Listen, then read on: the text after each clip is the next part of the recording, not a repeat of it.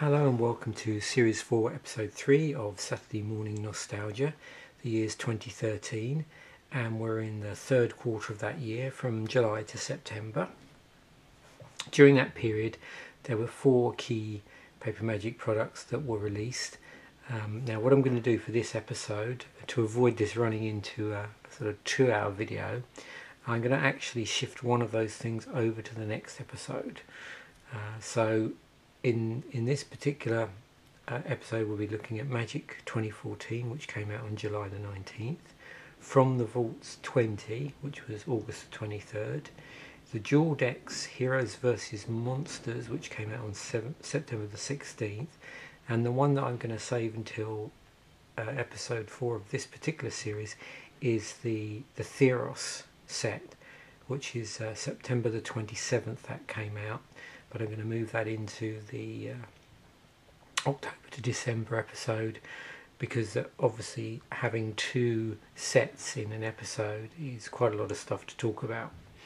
So to kick off, let's have a look at Magic 2014, July the 19th, 249 cards, so 101 commons, 60 uncommons, 53 rares, 15 mythic rares and 20 basic lands.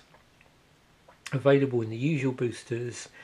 They also released, as pretty much always at this particular time in Magic's history, we had the intro pack still. There were 5 of those. There was an event deck. Event decks were still a thing, but there was now, if you remember, only one. There was a booster battle pack came out. So just to recap with what that was, I don't have one here because of course they've long been broken up, but what happened there was you got 2, I think was 30 card decks in there, and then you had a booster package, and you sort of played a form of pack wars. So with pack wars what happens is you have a package and then you have 15 land cards made up of 3 of each of the colours. What they did with the booster battle pack was that you had a 30 card deck which had both spells and land in it, and then what you did is you cherry picked a certain amount of cards from your booster to finish off your deck. Also available would be the usual fat pack. They released a deck builder's toolkit to coincide with the set, and there was also something called a land station. Now if you've not seen one of these, they're not always, I don't know how easy they are to get hold of. Let me just find one on the shelf over here. So this is one from previous core sets.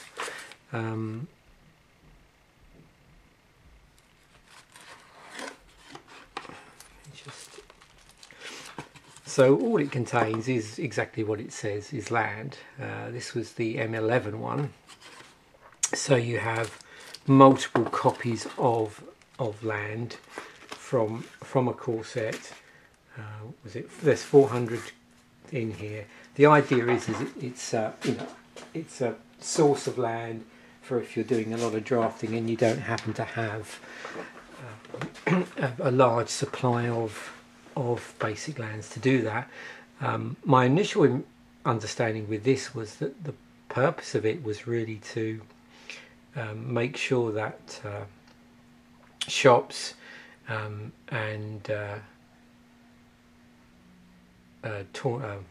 tournament organisers, but basically people that were running Magic events had enough basic lands to do drafting where people hadn't brought their lands along.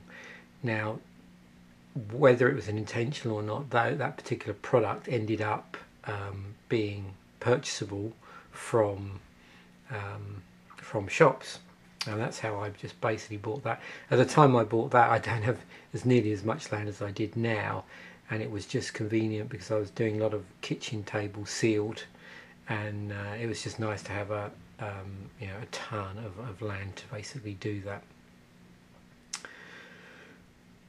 So yeah, going on to the theme, and we'll flick through the player's guide I think to illustrate this. As with a lot of core sets, there's not always like a ton of themes in here.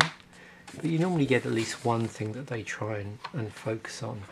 And the thing I think that sticks in everybody's mind for this particular core set was slivers.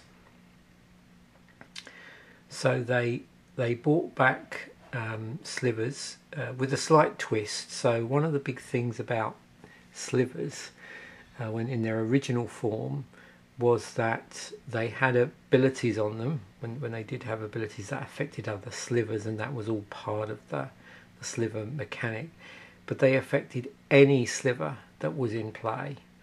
Now with this particular core set, and you'll notice once we highlight some slivers, that the abilities now particularly reference slivers that you control. So that's the twist that was added in there.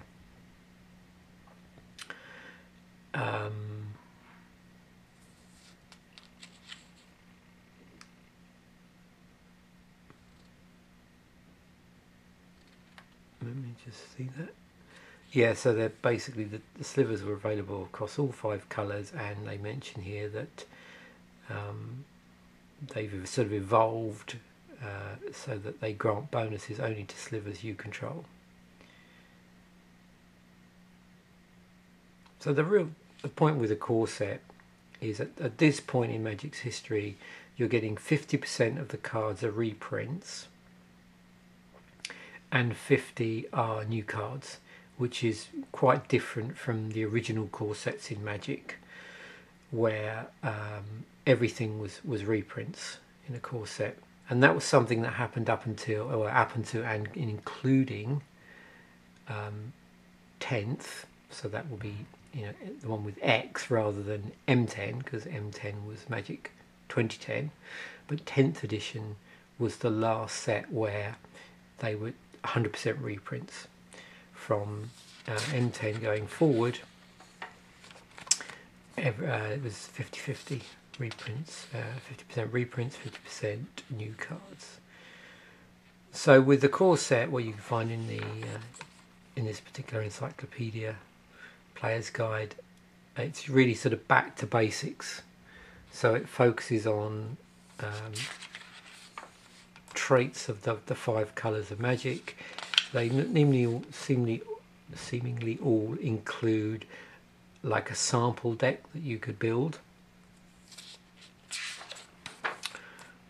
This is not the same as the sample decks, I hasten to add, and we'll take a look at one of those in a moment, because what they do with these is they also release 5 30-card sample decks for shops to give away to new players, basically.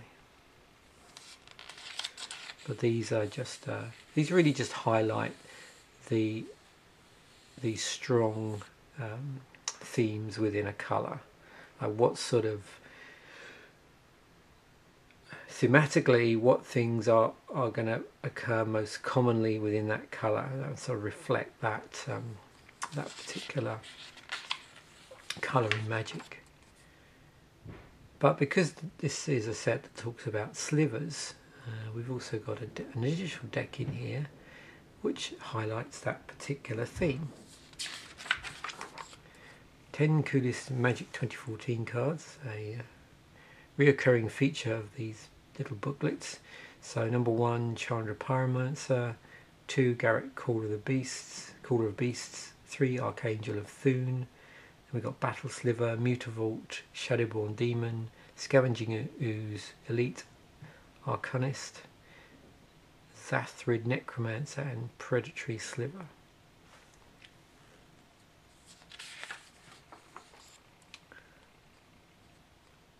And you can see there's a little bit of a page here about some of the additional products. Keywords, again in a core set, what you tend to find is that it's just repeating stuff that happened earlier in Magic. One thing they did do was Indestructible became a keyword. The cycles in here to look out for as we're going through some of these cards. There was a cycle of Planeswalker, full cycle of Planeswalkers, a mythic rare. There are also Planeswalker creatures. So you can see here, I don't know how clear this is, but Let's actually raise that up a little bit so you can see it without that reflection.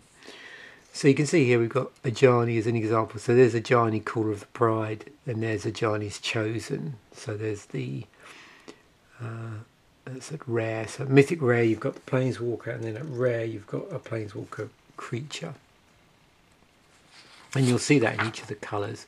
So if we were to move on to say blue, and we try and find, there's Jace Memory Adept, so that particular incarnation of Jace. And then we've got Jace's Mindseeker. And what you'll see as well is reflected in the ability on the creature.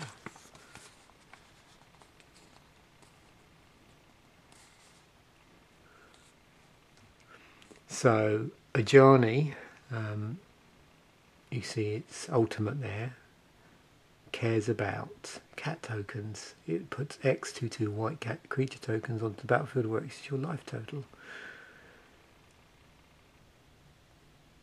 Ajani's Chosen also generates 2/2 white cat creature tokens, but does it in a slightly different, or there's a slightly different trigger on that. So whenever an enchantment enters the battlefield under your control, put a 2/2 white cat creature token onto the battlefield. If that enchantment is an aura, you may attach it to the token.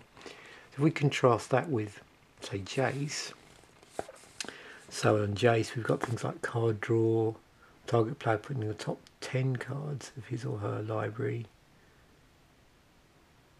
into his or her graveyard, and then the ultimate, any number of target players each draw 20 cards.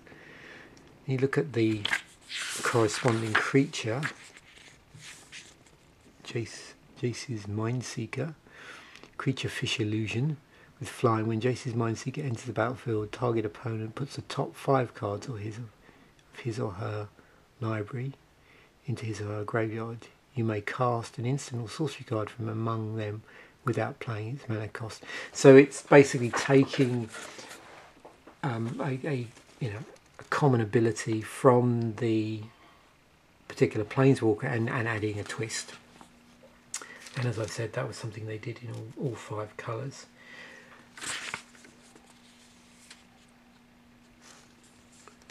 They had, I think, something that's commonly referred to as iconic mythics in here. Now I've just got to find one. I'm going to go to the red one because I know that's going to be our old friend Shivan Dragon. So in this set there was a cycle of those. So those were like, classic cards from way back in Magic. There was also a cycle of rare coloured hate creatures, which hated on a particular, assuming they hated on a particular colour. There was a cycle of rare slivers. And then there also, and again, this is another thing you often see in a core set, this idea of a cycle of artifacts of some description. So here we have a cycle of staves, so the staff in all the various colours. So what happened with this is, if we look at the staff of the Death Magus, whenever you cast a black spell or a swamp enters the battlefield under your control, you gain 1 life. So that idea of gaining 1 life when a card of your particular colour enters the battlefield is something we've seen before in Magic, but that was just a new twist. There was also quite a large, a 3-card combo in here.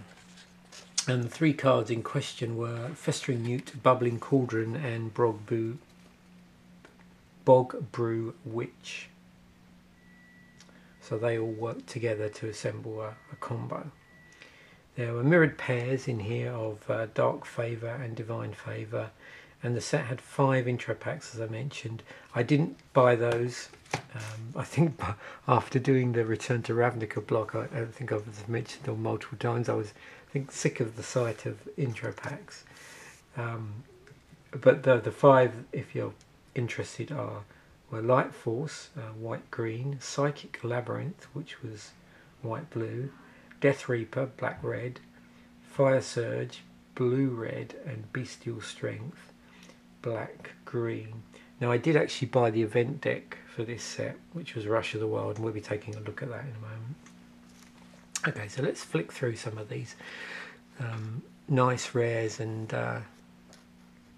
also foil cards, which I always sort of keep together here. So we've got Ajani's Chosen, which I've already mentioned.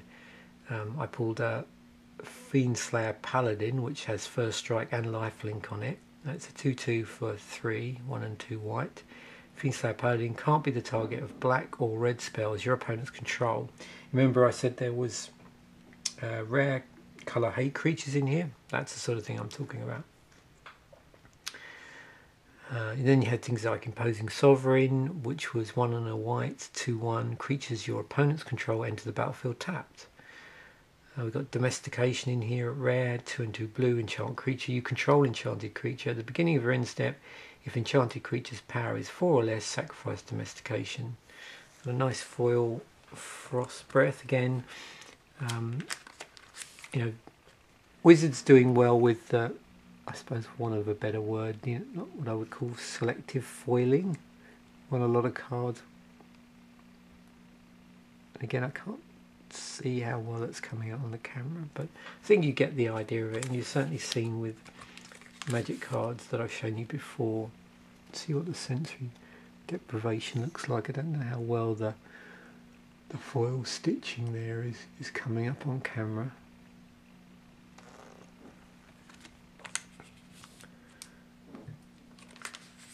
Another foil is Spell Blast. We've got Tidebinder Mage at rare. I pulled one of those. Actually another. Let's just bring this up to the camera because we've got a couple of these. So remember I mentioned about this cycle. 2 blue for a 2/2. When Tidebinder Mage enters the battlefield, tap target red or green creature an opponent controls. That creature doesn't untap during its controller's untap step for as long as you control Tidebinder Mage.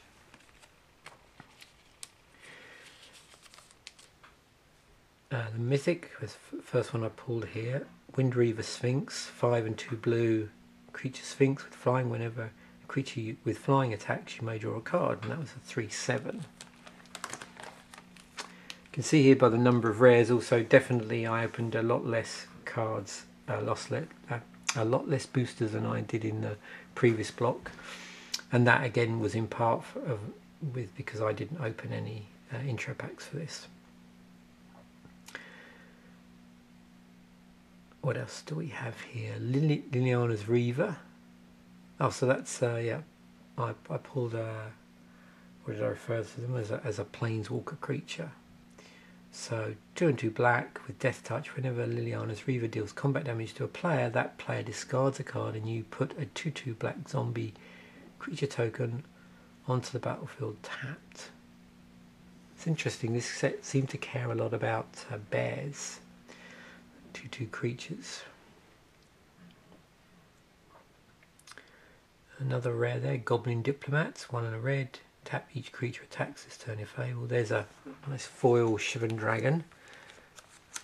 So that was one of the sort of iconic creature cards in here. Or iconic.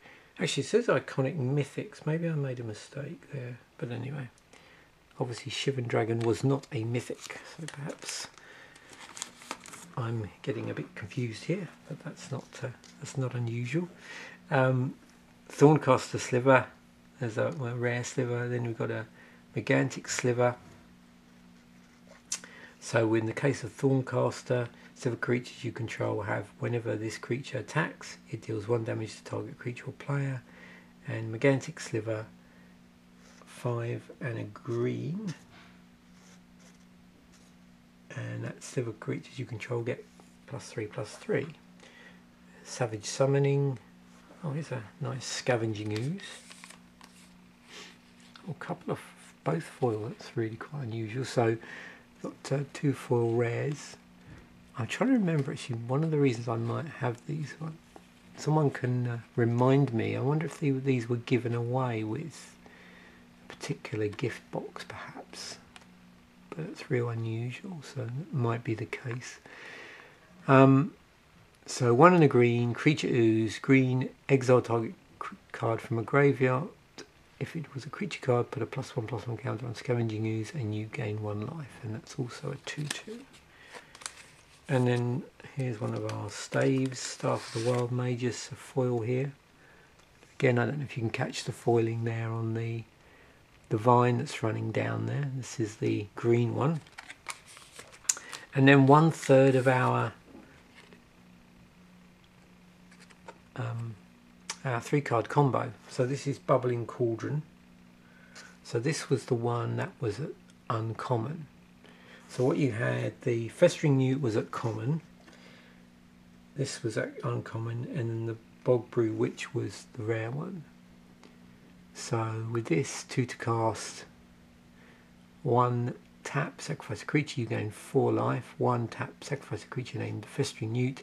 Each opponent loses 4 life. You gain life equal to the life lost this way. And there we have my rares and premiums.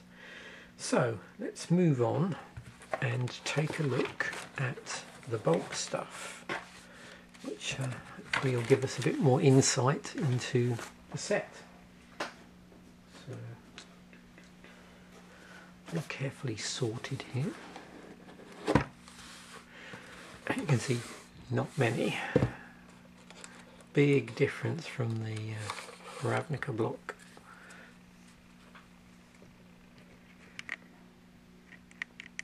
Okay, here we go. So we're starting off with whites, and let's have a look and see what we have in this set. So some Angelic Accords, Angelic Wall, Banish a Priest, enter the battlefield and exile target creature an opponent controls until Banish a Priest leaves the battlefield. Blessing, Brave the Elements, Capuchin Knight with First Strike on it, Celestial Flare, Charging Griffin, Congregate. So of course we're seeing white, so we've got life gain, and also Vigilance and Lifelink on Dawnstriker Paladin. Divine Favours in here, another life gain card. Fortify. Creatures you control get +2/+0 until end of turn, or creatures you control get +0/+2 until end of turn. So again, something you see in white. Instant Speed, Pump Spell, Griffin Sentinel. We've got Hive Stirrings, which was a sorcery that produced 1/1 colourless sliver creature tokens. Master of Diversion. Whenever a Master of Diversion attacks, tap target creature defending player controls. So something else you see in white, this tap down ability. And in this case it's triggered off an attack. Through the history of Magic we've seen other tap down cards where you tap the card and that taps something else. Pacifism is in here, no surprise to see this in a core set. Very popular card to reprint in white in Magic. Chance a creature, so it can't attack or block. Vanilla white creature, Pillarfield Ox. Another Pump Spell, Instant Speed, +2/+4 until end of turn for 1 and a white. Show of Valor. Siege Mastodon, another vanilla creature. Solemn Offering, another life gain card. So what this is actually, it's artifact destruction, artifact or enchantment destruction with life gain stapled on as well. Still Form Slivers. So creatures you control get +0/+1. Stonehorn Chanter. Vigilance and Lifelink. It's a 1/1 for 1. And Flying Suntail Hawk, and then Wall of Swords Defender. I don't know how much of a Defender theme there was in the set. It does seem to be something that crops up in Magic quite a bit now and again, where they'll make it possible for you to build a Defender deck, but I don't know how much that was a case in this particular core set. Archomancer was in here. Got instance or sorcery cards back from the graveyard. There's a vanilla blue creature. Claustrophobia. So we've got a tap down enchantment. Merfolk in blue. Disperse. Bounce spell. Divination, card draw. Essence Scatter, counter target spell specifically for creatures. Frost Breath, another tap down card. Illusionary Illusionary Armor. So this is a enchantment with pump on it, but being an illusion, if it becomes the target of a spell or ability, it gets sacrificed. Messenger Drake with card draw stapled on that for when it leaves the battlefield. Phantom Warrior. So this is interesting. So this is a reprint from early days of Magic. So even though this is illusion, it doesn't do what modern illusions do, which is it doesn't die when you target it with a spell. And this one can't be blocked. Super illusion. Scroll Thief. Card draw every time you deal combat damage on it from this particular card. Seeko's Drake. Blue Flyer. Again, something that you see in blue is this sort of scalable counter spell. And notice as well, being a core set, there's often a lot more explanation in the rules text area here. So this actually explains X spells. I did read somewhere, and again you can correct me if I'm wrong, that wizards don't particularly or didn't particularly like printing X spells in core sets. Time Ebb, put target creature on top of its owner's library. Tome Scour, Trained Condor. So we're going to see things like Mill in here in blue and card draw. Warden of Evos Isle cares about flying creatures and makes them easier to cast for you. It's Water Servant. Got a couple of another interesting thing you often see in blue is this lopsided pumping that's going on. This one's got two abilities. So in one instance you can pump the power and then decrease the toughness. So it's like redistributing power and toughness. And the other one, it's the flip side of that. Zephyr Charge, again something you often see. This cards that basically give other creatures, give creatures flying. And that can be done as an enchantment to permanently do it, or it can be done as a sort of one-hit spell, like an instant, say, where it just occurs for the until end of turn for a period of time. Cursed Spirit, we're in black now, so we've got Intimidate. This is interesting. So you've got Artificer's Hex, which is an enchantment. And at the beginning of your upkeep, if enchanted equipment is attached to a creature, destroy that creature. So that's really specific destruction spell. Bloodbarn, Child of Knights in the deck, Corpse Hauler, Corrupt, Dark Favour, lots of classic black cards in here. Deathgaze Cockatrice with Flying and Death Touch. Diabolic Tutors in here. Doomblade was in here. Destroy target non-black creature. Duress was in here. Oh, here's Festering Newt. So this is the first of this is a common 3-card combo. So single black for 1/1 creature salamander. When Festering Newt dies, target creature and opponent control gets -1/-1 until end of turn. That creature gets -4/-4. It's -4/-4 instead if you control a creature named Bogbrew Witch. Liturgy of Blood. Destroy target creature, add 3 black to mana pool. So pretty high casting cost for creature destruction, but then you get this I'm trying to think of the famous black card with that. It's like stapled on the bottom of this. Single black for 3 black and it's gone. So Mind Rots, Minotaur Abomination. I believe that's 2 Minotaurs stapled together in terms of power and toughness. Nightwing Shade, a couple of those. Quag Sickness, a Shrivel. All creatures get -1/-1.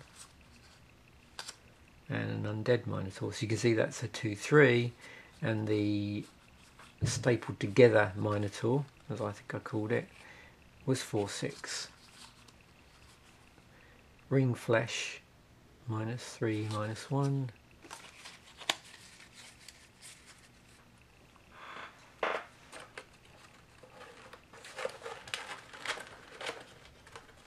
So moving on to red, what do we got here? Academy Raider with Intimidate, so red's also got Intimidate. Right. Act of Treason, see this a lot in core sets. Barrage of Expendables. Oh, there's some more slivers. Battle Sliver, sliver creatures you control get +2/+0. It's a 3/3 for 4 and a red. Blur Slivers in here. Gives sliver creatures you control haste. Canyon Minotaur, 3/3 for 4. So common here we have Planeswalker named card, Chandra's Outrage. Now I mentioned about the creatures. I'm not sure whether there were also spells which were all, which were named after the Planeswalker or not. There was in red, but I don't know if there was a whole cycle of them.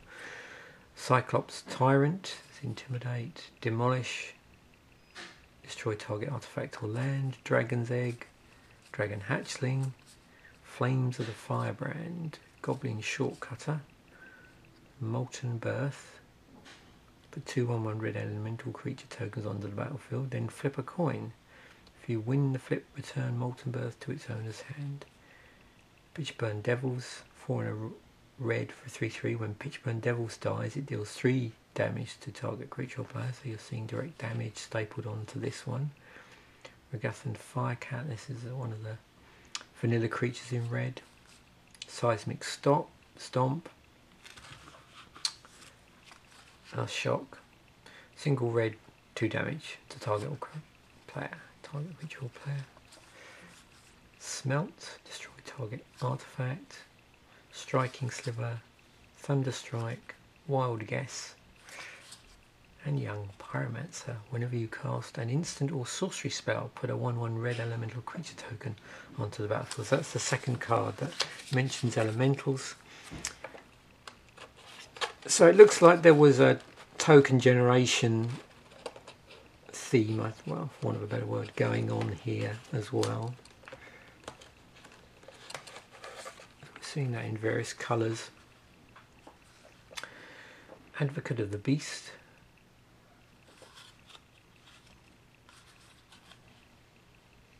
Briarpack Alpha,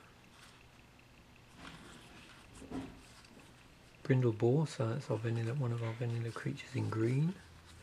Deadly Recluse, Spider with Reach, and Death Touch. Elvish Mystic, single green, tap, add green to mana pool. Enlarge, 3 and a 2 green to give a target creature 7/7, but it's only at sorcery speed, and it lasts until end of turn. But you do get trample as well on that. Giant Growth, oh here we go, there's a classic single green, 3/3 instant speed. Giant Spiders in here, Glade Cover Scout, it's got hexproof on it. Ground Slaker, Sliver, Howl of the Night Pack, so we've got this one's putting 2/2 green wolf creature tokens onto battlefield for each forest. Hunt the Weak, it's a fight card, there's a couple of those. Layer the Land, Ramp Spell, green. Plummet, way of dealing with flyers, another very green thing. Predatory Sliver, another Sliver. Ranger's Guile, Pump Spell with a hexproof on it at instant speed. Root Waller, it's with its pump ability built in there. Rumbling Baloth, another vanilla creature. Spore Mound, that was generating sapling tokens when land enters the battlefield. Trollhide, Verdant Haven. So something else you see in green, these sort of enchantments that attach themselves to lands and do something to that land in some way. So they adjust the mana. In this case, when it's in tap for mana, that's the enchanted land, its controller adds 1 mana of any colour to his own mana pool, and then there's a note there to say in addition to the mana the land produced. Voracious Worm, Windstorm, another way of dealing with flyers, and then Woodborne Behemoth. Again, caring about lands. So we're nearly, oh yeah, there's one.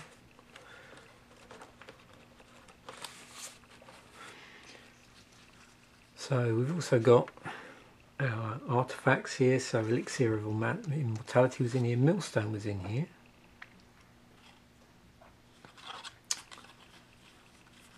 Rod of Ruin, and then Vanilla Sliver, and there's our, pulled a few staves, I mean, 2 Death Maguses and 2 Mind Mages. Staves. Okay. So, still on the subject of the core set, I mentioned about these sample decks, and I can't even remember who gave this to me.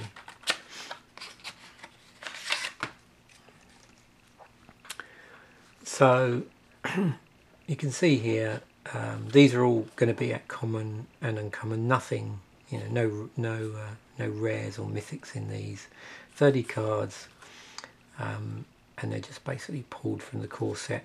Zero Angel, Stonehorn Chanter, Brave the Elements, Righteous Charge, Soulmender, Concordia Pegasus, Caspian Knight, Master of Diversion, a couple of those, Oromancer, Sunspire Griffin, Assault Griffin, Ethereal Armour, Show of Valour, Divine Favour, a couple of pacifisms, and then the appropriate mana base for the size of the deck, with artwork from the M14 core set. Lots of one-offs, high variability, gateway drug to Magic, basically. Let's have a look at the event deck. So, as with all event decks, here's our spin down counter. Nice blue one with grey mottling. There's the set logo, pretty simple. So 2 parts to this. We've got the sideboard and the main deck. Let's just have a quick look at our sideboard first of all. So in our sideboard we have a single Savage Summoning, 3 Skull Cracks which came from the previous block, the Return to Ravnica block, and this is something you're going to see. These cards are going to be whatever was legal in standard at that time, including cards that probably were imminently going to rotate out in October. A couple of Naturalize, a couple of Gruul Charms, an Act of Treason, an Annihilating Fire, and then a couple of Enlarge is there. Let's have a look at the deck. I'm not sure, I don't think I have the... No, I don't know if I have the actual guide to playing this. I'm sure it's somewhere. So we'll just go through this, look at some of the rares. So we've got Mizzium Mortars, 1 and a red sorcery. Mizzium Mortars deals 4 damage to target creature you don't control. It's got overload on it. So 3 red, you may cast this spell for its overload cost.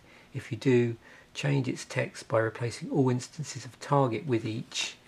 Clan Defiance was another rare, X red green sorcery. Choose 1 or more. Clan Defiance deals X damage to target creature with flying. Clan Defiance deals X damage to target creature without flying. And or Clan Defiance deals X damage to target player. We had a Stomping Ground. So this is a red-green. Enters the battlefield, you pay 2 life, land. If you don't, Stomping Ground enters the battlefield, taps. You have a choice there.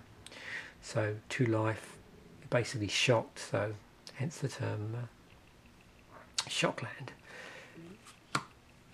Pilewild Shaman, 2 and a red, 3/1 creature goblin shaman with Blood Rush.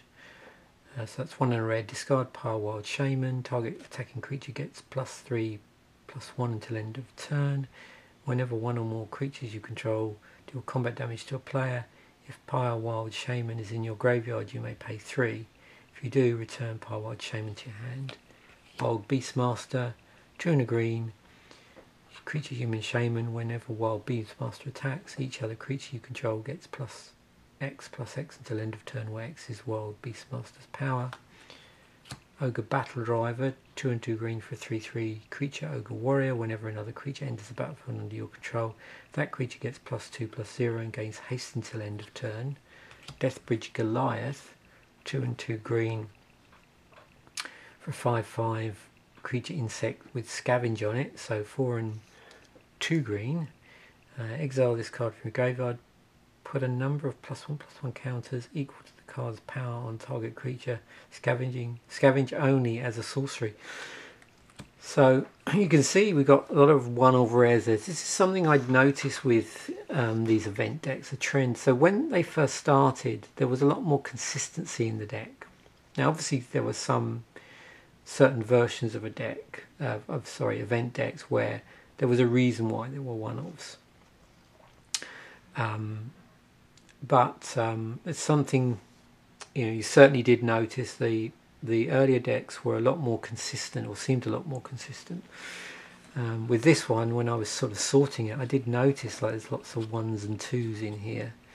So the other cards you got in the deck were Gore Clan Rampager, Rubble Belt Raiders, Wrecking Ogre, Rakdos Cackler, a couple of those, Dryad Militant, a couple of those, Burning Tree Emissary, a couple of those, Scar Guild Mage, 2 of those, Calonian Tusker, a couple of those, Gore Clan Rampager, oh, we've got 3 of those, Single Gruul Charm, a couple of Flames of the Firebrand, Armed and Dangerous. Oh, we have a playset of Elvish Mystics in here. 3 Slaughterhorns, which had Blood Rush on them. 3 Shocks, a Rogue's Passage, and then we've got the Gruul Guildgate, which is helping with our mana fixing, although it's a slow fixer, slow dual land, so enters the battlefield tapped, fixes for red and green, and there was a full complement of those, and then we had the M14 lands for red and green.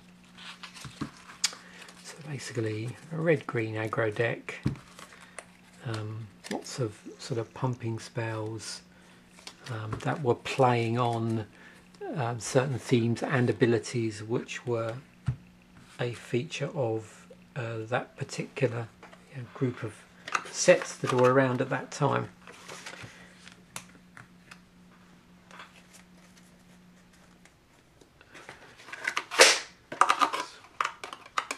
Okay, so the only final thing I just want to mention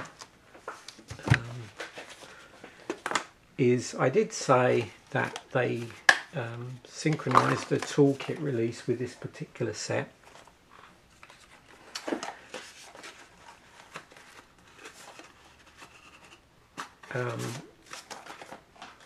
And all I really have left of that is the box and the inserts. So just in the interest of completeness, this is the empty box, 285 cards in here. So what do we get? 125 semi-randomized cards suitable for building several different Magic decks. So that semi-randomized bit, part of that are cards that actually don't change from box to box. If you sort of were to buy like 5 of these, those cards would all be the same. Then within that semi-randomized, there's another block of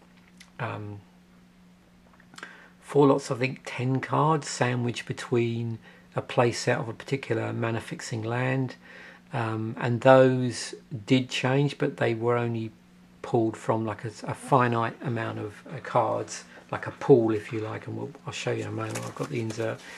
What I mean by that, there was like a thematic pool of cards which covered different archetypes in Magic that would have been prevalent at that time.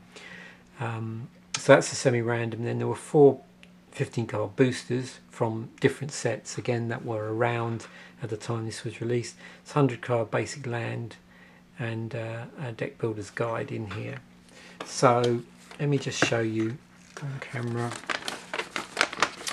So these were the themes that potentially you could have.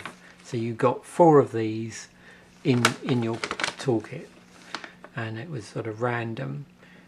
Life gain, counter burn, slivers, you see what I mean about being relevant to the set, library depletion, red green aggression, skies, so that's white blue flyers. Did I mention, I don't think I mentioned sacrifice, that's at the top there, sacrifice, tokens, red white swarm, mana ramp, and black control.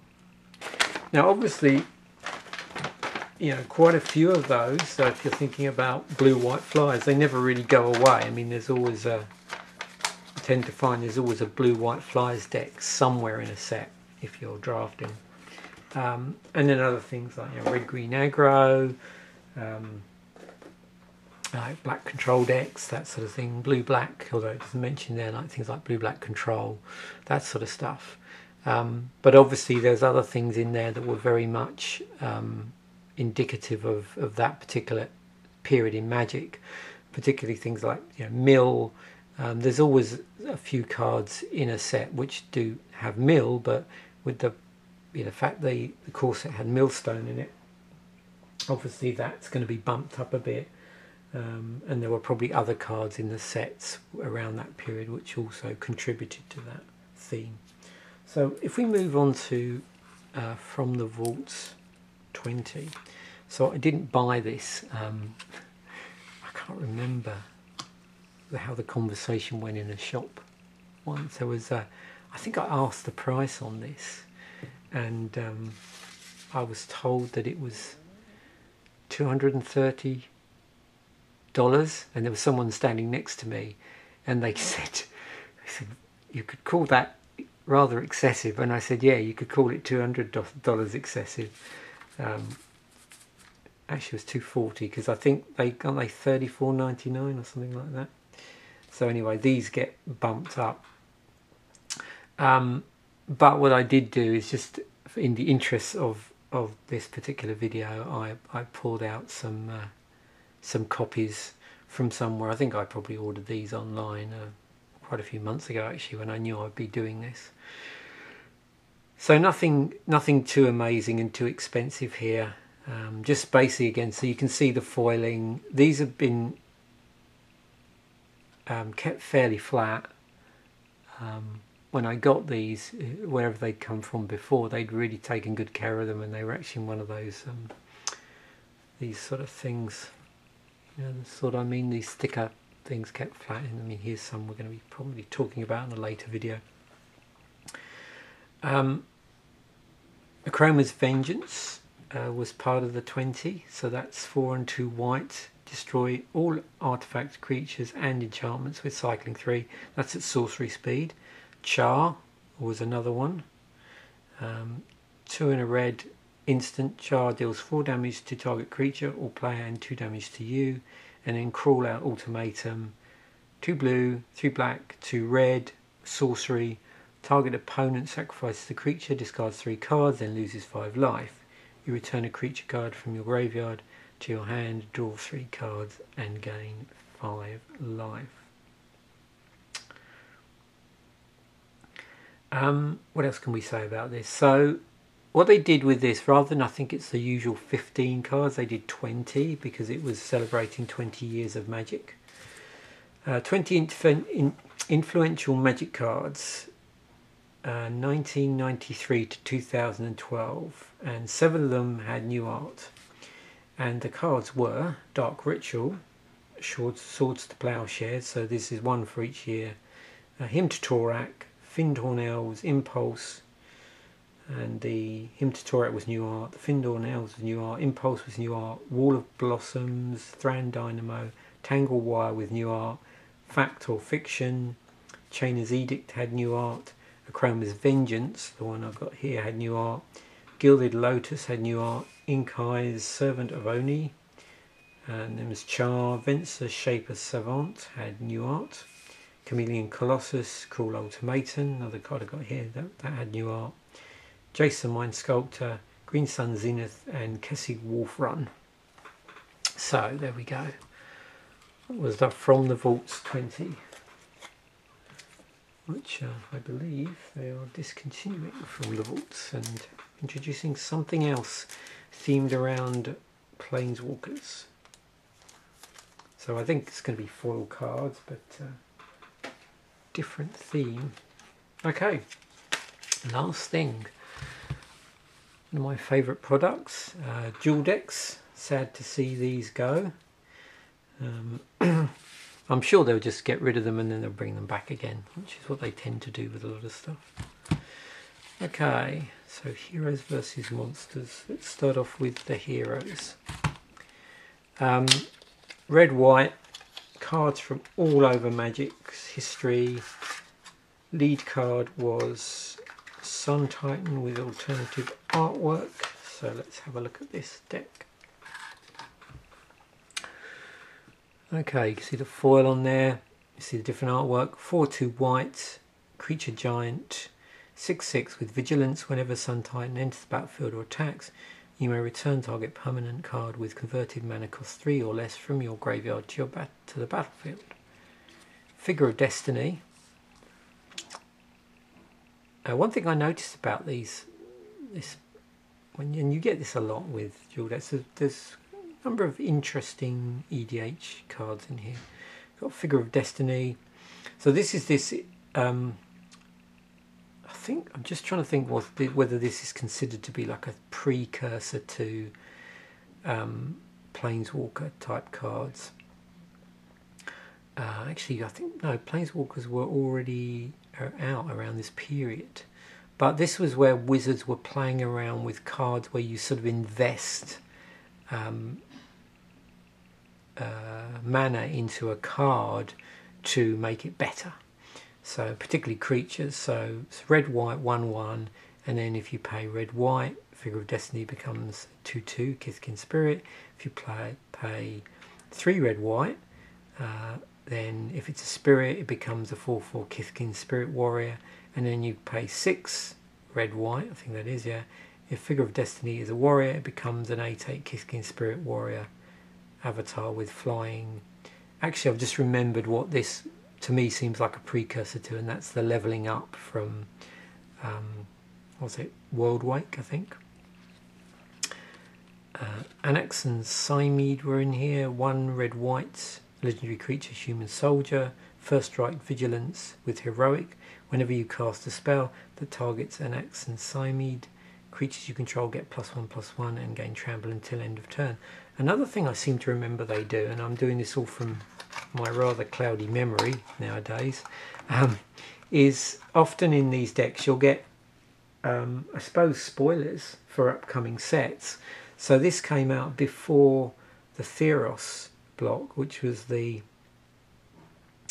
ancient Greek themed set, or themed block, and this came out on September the 6th. That came out on September the 27th. So we're seeing a card, I think, from that particular upcoming set. Noblesse of War's in here. 6 red, white, hybrid, flying, attacking creatures you control get +2/+0, and it's a 3/4. Kamal Pit Fighter, 4/2 red, 6/1 with haste, tap. Kamal Pit Fighter deals 3 damage to target creature or player.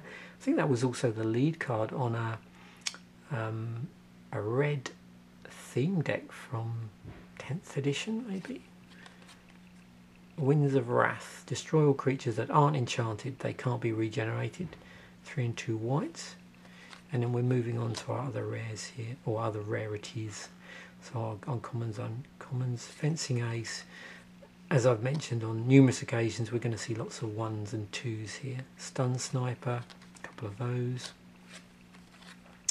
Truefire Paladin, Gust Cloak Sentinel. We've got cards from all over Magic's history here. Condemn, a couple of those. Daily Regime, Righteousness, Magma Jet, Ordeal of Perforus. This would be another card from the upcoming block, upcoming set. Undying Rage, Battle Mastery, Griffin Guide, Miraculous Recovery. You can see the artwork as well. We're seeing like a, precursor on that one there. All these sort of visual clues. Pyrokinesis, Somberwald Vigilante, Cavalry Pegasus, Thraben Valiant, Auramancer, Farwind Equinaut, a couple of those. Armory Guards in here, 2 of those. Dawn Striker Paladin, Pay No Heed. That's sort of conditional fog effect. Stand Firm, which had Scry on it.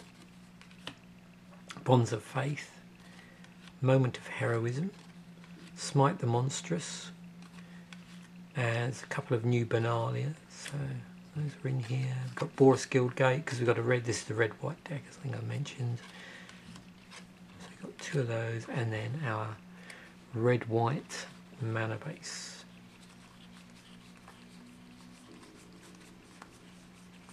Look at that. Lovely artwork there. Very, oh, and a Griffin token. So you got something generating Griffin tokens in here. So that was the Heroes deck. Now we move on to the Monsters deck. So that's the red-green deck.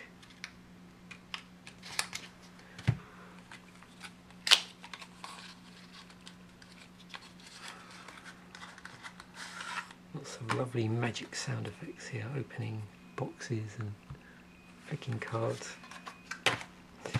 Okay, Plukranos, I think that is World Eater. 2 and 2 green, a legendary creature Hydra, more commander fodder. So 5/5 XX green monstrosity X. If this creature isn't monstrous, puts X +1/+1 counters on it, and it becomes monstrous. When Plukranos.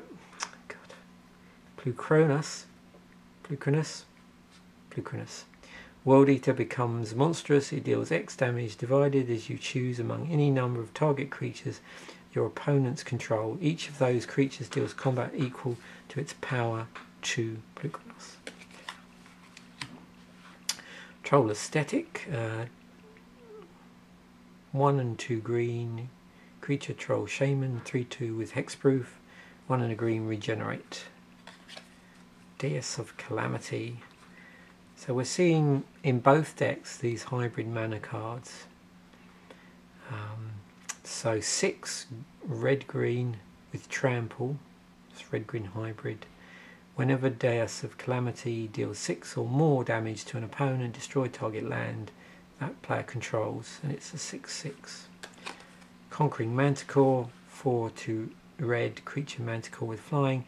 When Conquering Manticore enters the battlefield, gain control of target creature and opponent controls until end of turn. And tap that creature, it gains haste until end of turn. That's a 5/5. Crater Helion, 4 and 2 red for 6/6. Helion Beast with Echo, 4 and 2 red. At the beginning of your upkeep, if this came under your control since the beginning of your last upkeep, sacrifice it unless you pay its Echo cost. When Crater Helion enters the battlefield, it deals 4 damage to each other creature. The other thing you'll notice with theme decks, they're definitely not aimed at beginners. Skargan Firebird, 4 and 2 green with Bloodthirst 3. If an opponent was dealt damage this turn, this creature enters the battlefield with 3 +1/+1 counters on it. It's got flying, and it's 3 red ability. Return to Skagan Firebird from your graveyard to your hand. Activate this ability only if an opponent was dealt damage this turn, and that's a 3/3. And then we're moving on to our lower rarities. Kavu Predator, Crowned Ceratok, Skagan Skybreaker with Bloodthirst, Pyroclasm's in here, Regrowth is in here, Destructive Revelry, Dragon's Blood, Beast Within, oh, we've got Fires of Yavimaya, Orcish Lumberjack, Deadly Recluse, a couple of those, Satyr Hedonist, Zuatar Druid, Blood Ogre, a couple of those, Gore Horn Minotaurs with Bloodthirst, Gore Clan Savage, another Bloodthirst card, so very much a Bloodthirst deck. Valley Rannet has both mountain cycling and forest cycling on here. Crows and Tusker, another commander fodder card. Shower of Sparks, Prey Upon, Terrifying Presence, Volt Charge, it's got Proliferate on it, Zandu Refuge, so tap lands in red-green with the life gain stapled on, Llanowar Reborn with Graft on it, Scarg the Rage Pits, cool, and then our red-green mana base.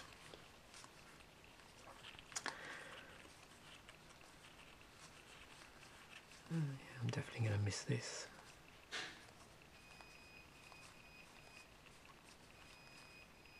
Look at that artwork. And we have a beast token because something is generating beasts. Okay, so there we have it. We've got through today's episode. Oops, I've just lost my show notes, which is unfortunate. So yeah, so the Heroes versus Monsters theme deck. Let's have a quick look. It's not going to hurt to, as I close off the show, I'll just pull out the camera a bit. Oops. Okay, so you can see here two sides to this sheet. One side we have the monsters, one side we have the heroes, and as I've probably mentioned on numerous occasions with unboxings, so I'm just trying to get my show notes.